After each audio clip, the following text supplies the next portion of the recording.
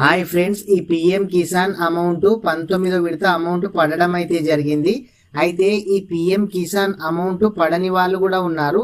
అసలు ఈ PM Kisan amount మీకు ఎందుకు పడడం లేదు, అసలు మీకు ఏ ప్రాబ్లం ఉంది, మీకు ఏ బ్యాంక్ అకౌంట్లో పడినాయి, ఇలాంటి డీటెయిల్స్ ఈ వీడియో చూసి తెలుసుకుందాము.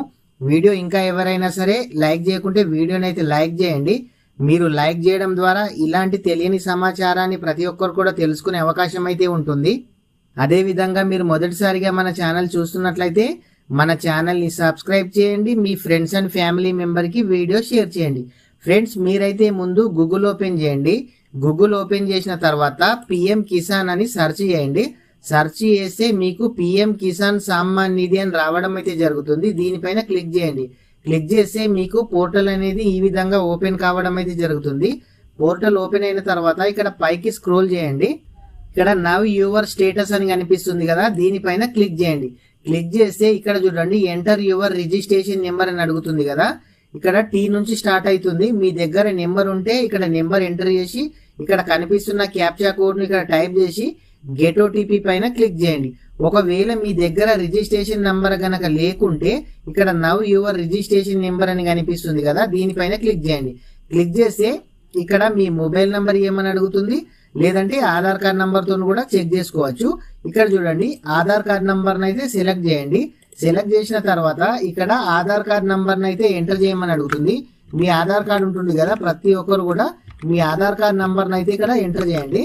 ఆధార్ కార్డ్ నంబర్ ఎంటర్ చేసిన తర్వాత ఇక్కడ క్యాప్చా కోడ్ కనిపిస్తుంది కదా, ఈ క్యాప్చా కోడ్ అయితే ఎంటర్ చేయండి. క్యాప్చా కోడ్ ఎంటర్ చేసిన తర్వాత గెట్ మొబైల్ ఓటీపీ అని ఉంది, దీనిపైన ప్రెస్ చేయండి. ప్రెస్ చేస్తే మీకు ఆధార్ కార్డుకి ఏ మొబైల్ నంబర్ అయితే లింక్ ఉందో ఆ మొబైల్ కి ఓటీపీ అనేది వెళ్ళడం అయితే జరుగుతుంది.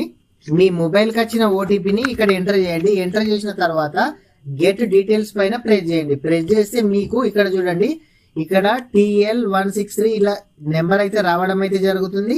క్యాండిడేట్ యొక్క నేమ్ అయితే రావడం అయితే జరుగుతుంది.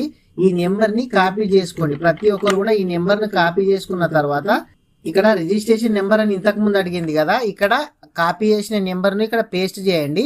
పేస్ట్ చేసిన తర్వాత ఇక్కడ క్యాప్చా కోడ్ కనిపిస్తుంది కదా, ఈ క్యాప్చా కోడ్ అయితే మీరు ఇక్కడ ఎంటర్ చేయాలి. ఎంటర్ చేసిన తర్వాత మళ్ళీ గెట్ ఓటీపీ పైన ప్రెస్ చేయండి. ప్రెస్ చేస్తే మీకు ఈ విధంగా రావడం అయితే జరుగుతుంది. కొంతమందికి అయితే అమౌంట్ నిజంగానే పడలేవు, కొంతమందికి అమౌంట్ అయితే పడడం అయితే జరిగింది.